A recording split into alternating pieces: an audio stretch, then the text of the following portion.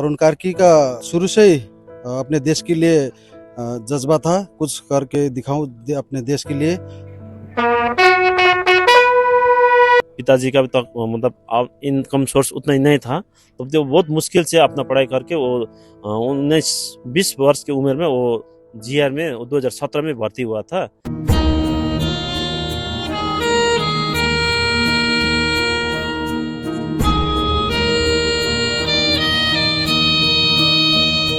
तुम ही तुम है तो क्या तुम है, हम ही हम हैं तो क्या हम हैं।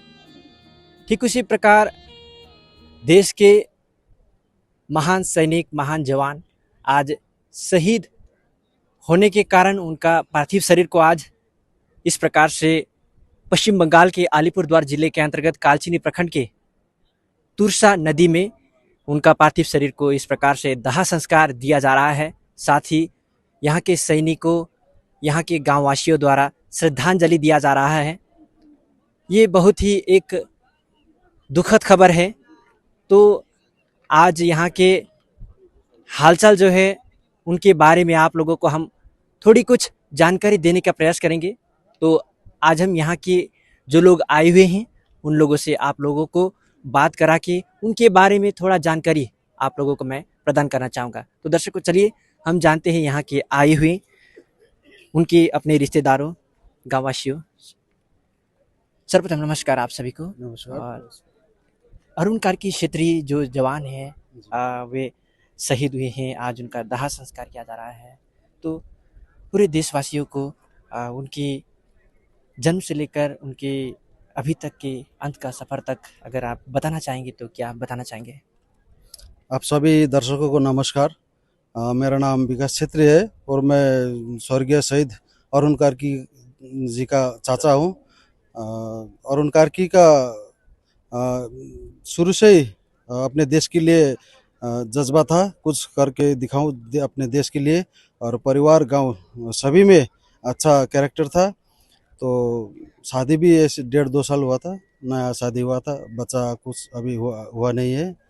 तो हम लोग को मैसेज आया कि अरुण का नाक में कुछ प्रॉब्लम है, तो नाक के इलाज के लिए बनारस में ऑपरेशन करना पड़ेगा। तो सुनने में आया कि वो ऑपरेशन करते वक्त कुछ प्रॉब्लम हो गया और हार्ट अटैक की वजह से उसका डेथ हो गया। तो ये सुन के हम लोग तो बहुत सदमे में है। तो आज उसका वो जो पार्थिव शरीर का अंतिम दाह संस्कार कर रहे हैं, हम लोग दुखी है। हम लोग गोरखा समाज है, हम लोग गोरखा समाज समूचे सभी दुखी में है, सदमे में है। एक अच्छा हम लोग का देश का सिपाही हम लोग खोए हैं, हम लोग का बेटा खोए हैं। और कुछ भाई जी बहुत बहुत धन्यवाद आपका। तो दर्शकों, फिर हम जानेंगे यहाँ के उनके ही अपने लोगों से। सर्वप्रथम नमस्कार आपको, और क्या बताना चाहेंगे उनके बारे में? मैं उत्तम छेत्री, और जो अभी अरुण छेत्री उनका मैं रिश्तेदार भैया हूँ।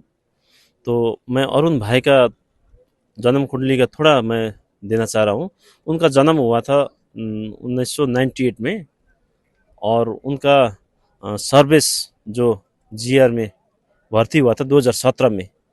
तो उनका बहुत कष्ट से अब पढ़ाई, मुश्किल से पढ़ाई करके थोड़ा पिताजी का भी तो मतलब इनकम सोर्स उतना ही नहीं था, तो वो बहुत मुश्किल से अपना पढ़ाई करके वो 19-20 वर्ष की उम्र में वो जीआर में 2017 में भर्ती हुआ था।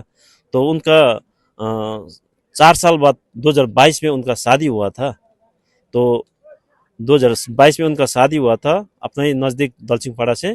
तो अभी 2 वर्ष बाद में आज उनका ये जो अभी पत्थर शरीफ हम लोग यहाँ अभी आग दे रहे हैं। तो क्या बोलूँ मैं, उनका डेट तो हम भैया बोल दिया है।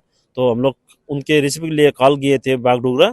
तो बागडोगरा में उनका लैंडिंग हुआ था प्लेन 1:45 बजे के टाइम में। तो हम लोग वहाँ से रिसीव करके उनका बॉडी को हम अपना वो उनका कंपनी 9G कंपनी वहाँ पर उनको कंपनी में ले गया था। तो वहाँ का उनका अफसर सब उनको श्रद्धांजलि दे के हम लोग शाम में 6 बजे अपना घर 6-7 बजे हम लोग यहाँ पहुँचे कॉल में।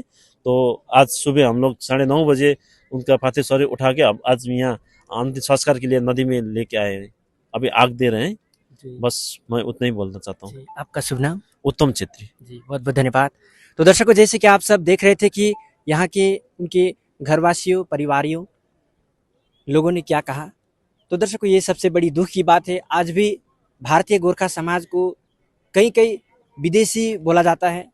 तो ये है आज के प्रमाण कि भारतीय गोरखा भारतीय गोरखा भारत में ही रहते हैं। भारतीय गोरखा भारत के भी एक गोरखा है। तो आज सबसे बड़ी दुख की बात है, पूरे देश के लिए उन्होंने अपने सेवा, अपने समय प्रदान किए, अपने जीवन को प्रदान किए और आज उन्होंने अंतिम यात्रा तय कर ली है। तो ये थी आज की सबसे बड़ी दुखद खबर।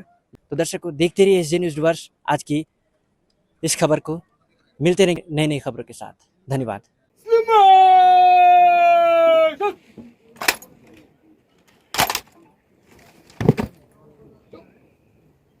Thank you.